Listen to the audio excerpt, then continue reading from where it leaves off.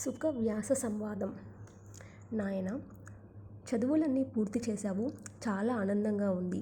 ఇక గృహస్థాశ్రమం స్వీకరించు. దేవతలను, పితృదేవతలను అర్చించు. మనుమణ్ణి బహుకరించు. నన్ను ఋణవిముక్తుని చేయి. అపుత్రస్య గతిర్నాస్తి అన్నారు. నా కోరిక తీర్చు. ఎంతో తపస్సు చేస్తే అయోనిజుడిగా నువ్వు నాకు జన్మించావు. వ్యాసుడు ఇలా తనలో తానుగా మాట్లాడేస్తున్నాడు. శుకుడు కల్పించుకొని అడ్డుకట్ట వేశాడు. తండ్రి, మీరేమంటున్నారో నాకు తెలియడం లేదు. మీరు ధర్మజ్ఞులు, తత్వం తెలిసినవారు. నేను మీకు శిష్యుణ్ణి. ఆజ్ఞాపించండి, చేస్తాను అన్నాడు. తనయ, నీకోసమని 100 ఏళ్ళు తపస్సు చేశాను. ఎంతో శ్రమపడ్డాను. శివానుగ్రహం వల్ల నువ్వు జన్మించావు. ఏ మహారాజునో అడిగి నీకు పుష్కలంగా ధనం సమకూరుస్తాను. యవ్వనంలో ఉన్నావు. సుఖాలు అనుభవించు. తండ్రి, అసలు ఈ మానవలోకంలో ఆరోగ్యకరమైన సుఖం అంటూ ఏదైనా ఉన్నదా? ప్రతి సుఖంలోనూ దుఃఖస్పర్శ తప్పదు కదా. మరి నీ వంటి ప్రజ్ఞులు వాటికి నిజంగా సుఖాలు అంటారా? అనరు కదా. పోనీ నువ్వన్నట్టు వివాహం చేసుకుంటానే అనుకో. ఆవిడకి వశవర్తిని కావాల్సిందేగా. పరతంత్రుడికి అందున స్త్రీ విజితుడికి సుఖం ఏమిటి?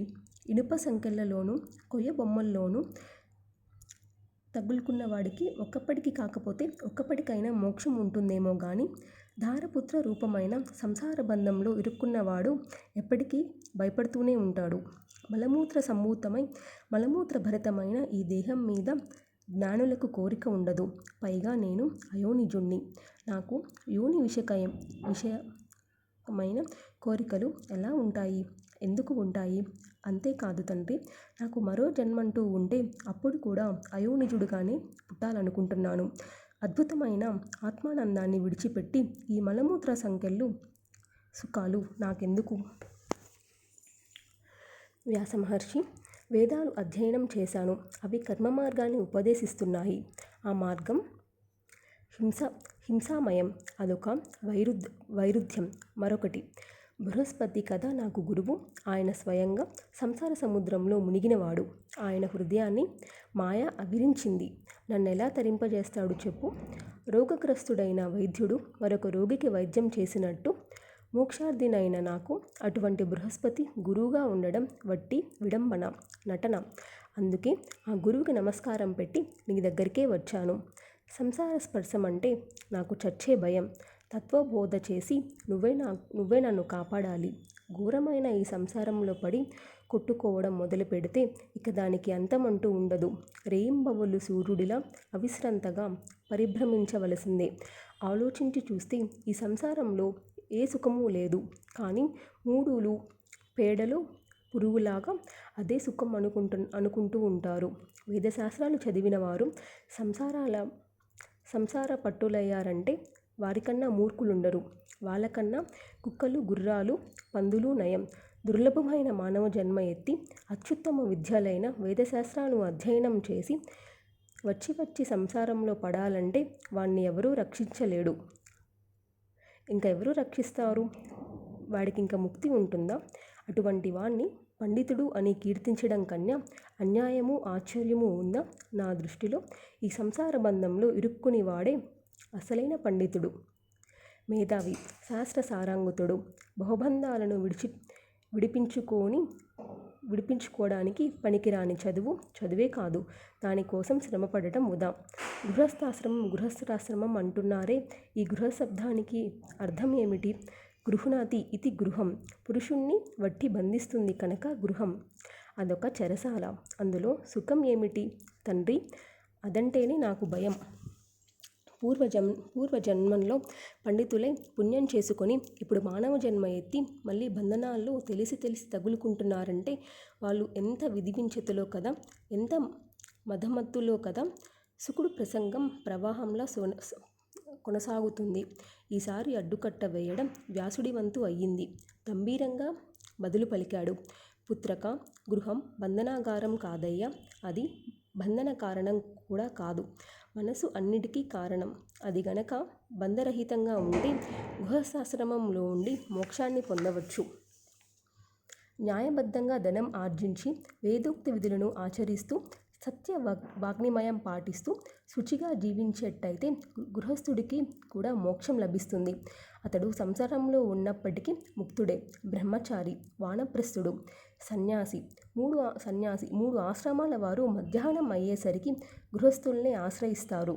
సత్యవాదులే శుచిగా శ్రద్ధగా అన్నాదిక్కనాదాలు చేస్తూ గృహమేధులు తక్కిన ఆశ్రమాల వారికి మహోపకారం చేస్తున్నారు. గృహస్థాశ్రమం అన్నిటిలోకి ఉత్తమోత్తమం. అంతకు మించిన ధర్మం లేదు. అందుకే వశిష్ఠుడు మొదలైన జ్ఞానులు ఎందరెందరో గృహమేధులయ్యారు. వేద మార్గంలో పయనించి గృహస్థులకు స్వర్గము, మోక్షము, ఉత్తమ జన్మ ఏది కోరుకుంటే అది లభిస్తుంది.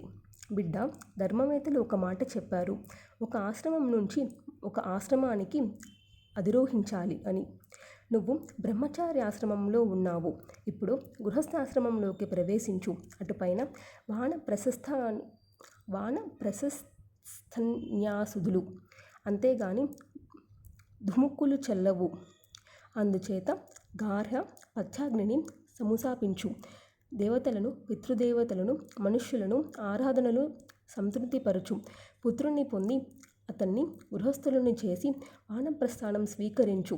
అది పూర్తి చేసి సన్యాశ్రమంలో ప్రవేశించు. ఇంద్రియాలున్నాయే, ఇవి అవ్వడానికి 5 కానీ గొప్ప మాదక ద్రవ్యాలు. అందులోనూ అవివాహితుణ్ణి మరీ ఇబ్బంది పెడతాయి. అందుచేత వివాహం చేసుకో. ఇంద్రియ యజ్ఞం కోసం తపస్సు చెయ్యి. విశ్వామిత్రుడు చూడు, 3000 సంవత్సరాల పాటు నిరాహారుడై తపస్సు చేసి ఇంద్రియాలను జయించాడు. ఆయన మేనకను చూసి మోహితుడయ్యాడు. శకుంతల జన్మించింది. నా తండ్రి పరాశరుడు నావ మీద నదిని దాటుతూ దాసరాజు కూతుర్ని చాపల కంపు కొడుతూ నల్లగా ఉన్న సత్యవతిని చూసి మదనబాణ పీడితుడయ్యాడు. వెంటనే చేపట్టాడు. బ్రహ్మదేవుడు కూడా సొంత కూతుర్నే చూసి మోహపడ్డాడు. రుద్రుడు వాడించాడనుకో. కాబట్టి నువ్వు కూడా వివాహం చేసుకో. కులము రూపము ఉన్న కన్యను పెళ్ళాడు. వేదమార్గంలో పయనించు. వ్యాసుడు ఇంత విపులంగా ఉపదేశం చేసిన శుకుడిలో మార్పు రాలేదు. అతడి నిర్ణయం మారలేదు. ఖచ్చితంగా చెప్పాడు. తండ్రి, నువ్వు 1000 చెప్పు, 1,00,000 చెప్పు. నేను మాత్రం గృహస్థాశ్రమం స్వీకరించు. అది దుఃఖకరం, వలలాంటిది, నిత్యబంధనం. అందులో పడితే ధనచింత తప్పదు, మరొకటి ఉండదు. పోని అని ధన సంపాదన చేయకపోతే తన వాళ్ళే తనను హింసిస్తారు, పీడిస్తారు. ఇంద్రుడంతటి వాడికి సుఖం లేదంటే ఇక ఇతరుల సంగతి చెప్పాలా? ఇంద్రుడు అన్ని విధాలా సంపన్నుడే, త్రిలోకాధిపతి. ఆ పీఠాన్ని, ఆ సంపదను కాపాడుకోవడానికి అతడు పడే పాట్లు అన్నీ ఇన్ని కావు. ఎవరు తపస్సు చేసుకుంటున్నా అతడికి దుఃఖమే. ఎన్ని విఘ్నాలు కల్పిస్తాడో. సాక్షాత్తు లక్ష్మీదేవికి మగడే విష్ణుమూర్తి సుఖపడుతున్నాడంటావా? ఎప్పుడూ దానవులతో జగడాలు, యుద్ధాలునే. బ్రహ్మదేవుడి పరిస్థితి ఇంతేనాయే. తపస్వులైన రాక్షసులకు వరాలు ఇస్తే ఒక తంట, ఇవ్వకపోతే ఒక తంట. పార్వతీపతి అవస్థ ఇంతకన్నా మెరుగేమీ కాదు. అందుకే ఈ ముగ్గురు ఎప్పుడు తపస్సు చేసుకుంటూనే ఉంటారు. ఇంతటి ధనవంతులే సుఖనిద్రకు నోచుకోలేదంటే నిర్ధనులైన మామూలు మనుషుల సంగతి చెప్పాలా? అన్నీ తెలిసి ఓ మహర్షి, నన్ను, నీ కుమారుణ్ణి ఈ సంసార కూపంలోకి దింపాలని చూస్తున్నావా? నీకిది భావ్యమేనా? సంసారంలో సుఖాలు లేకపోగా అన్నీ దుఃఖాలేనాయే.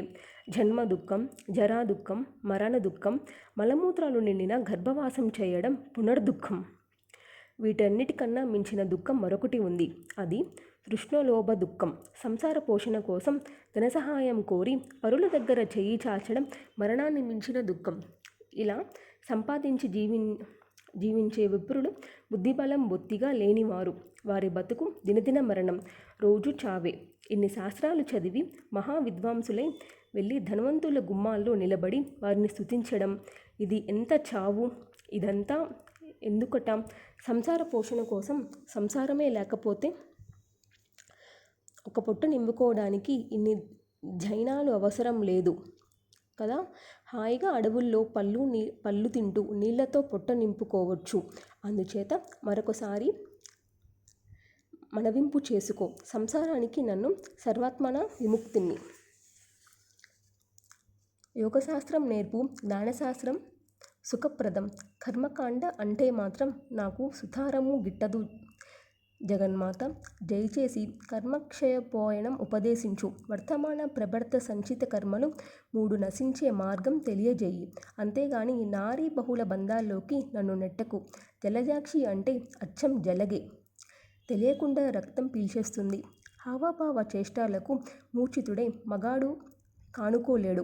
భోగాల పేరు ధనాన్ని, శక్తిని, కుటిల సంభాషణలతో మనసుల్ని క్రమంగా సర్వస్వము హరిస్తుంది కాంతామణి. అంతకు మించిన దొంగను సృష్టిలో మరి చూడలేం. నిద్రసుఖాన్ని వదులుకోదలిస్తే వివాహం చేసుకోవాలి. బ్రహ్మదేవుడు ఈ వంకతో పురుషుణ్ణి వంచిస్తున్నాడు. మూర్ఖులు ఆ ఉచ్చులో పడిపోతున్నారు. శుకుడు ఇంత వైరాగ్యంతో మాట్లాడుతుంటే వ్యాసుడు చాలా దిగులు పడ్డాడు. ఏమి చేయాలో తోచలేదు. ఎలా ఒప్పించాలో అర్థం కాలేదు. కళ్ళ వెంట నీళ్లు బొట్టు బొట్టు కారాయి. మనసు ఒడిలిపోయింది. శరీరంలో వణుకు మొదలయ్యింది. శుకుడు ఆశ్చర్యపోయాడు. కళ్ళు విప్పార్చి చూశాడు. ఆలోచనలో పడ్డాడు.